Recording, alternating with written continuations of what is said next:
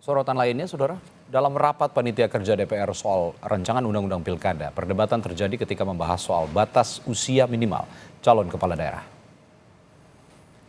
Anggota DPR fraksi Partai Demokrat Beni Kabur Harman bilang, karena ada dua putusan yakni Mahkamah Agung dan Mahkamah Konstitusi yang menjadi acuan, maka itu menjadi pilihan politik bagi masing-masing fraksi.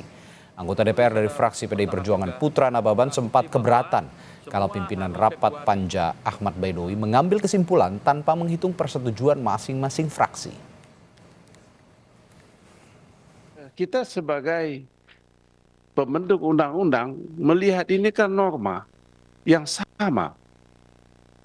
Kecuali kalau putusan Mahkamah Konstitusi memutuskan bahwa apa yang diputuskan Mahkamah Agung tidak berlaku. Yang gitu. Ini kita kemudian jadi bingung milih yang mana. Saya setuju dengan yang terhormat Pak Habib tadi. Ini adalah pilihan politik tadinya. Pilihan politik kita yang ada di balik ini. Mau pilih yang mana? Sebab kita nggak bisa gugat lagi ke MK, mana yang kau masukkan atau ke Mahkamah Agung. Kita menghormati dua lembaga ini. Sama-sama lembaga tinggi negara. Setuju ya, merujuk kepada Mahkamah Agung ya. Lanjut.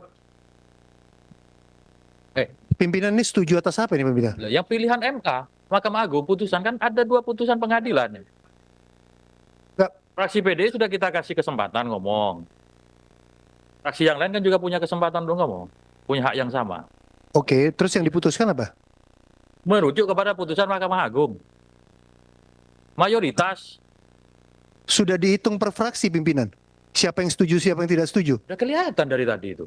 Tadi kalau nggak salah baru dua yang ngomong. Silakan lanjut. Pak Ketua. Pimpinan? Ya nggak perlu mengatur fraksi yang lain. Yang penting fraksi PDI sudah menyampaikan pendapatnya. Fraksi lain menyatakan persetujuannya, ya urusannya fraksi lain-lain gitu kan. Saya kira fair aja kan. Kita kan tidak Pimpinan, saya kira kita lanjutkan supaya bisa kita bahas di selanjutnya, pimpinan. Wakil Ketua Badan Legislasi DPR yang memimpin rapat Panja RUU Pilkada Ahmad Baidowi menjelaskan, RUU Pilkada yang mengatur syarat perolehan kursi bagi partai politik untuk usung calon kepala daerah sudah mengakomodasi putusan Mahkamah Konstitusi bagi parpol non-parlemen. Baidowi menegaskan pembahasan RUU Pilkada ini untuk menghindari terjadinya bentrokan hukum pasca keluarnya putusan MK. Tentu yang paling poin di putusan MK itu adalah mengakomodir partai non-parlemen untuk bisa mengusung. Nah, hal itu tentunya akan diakomodir dalam pembahasan nanti. Itu tidak boleh kita melenceng dari itu. Yang penting kami mengingatkan bahwa sesuai dengan Undang-Undang Dasar 1945 Pasal 20 bahwa DPR memegang kekuasaan dalam pembentukan undang-undang. Itu clear gitu kan. Jadi ya terserah DPR gitu kan. Tapi kemudian supaya tidak ada terjadi bentrokan hukum istilahnya ataupun terjadi nanti kegaduhan politik hukum, maka kemudian ada terobosan hukum yang dilakukan.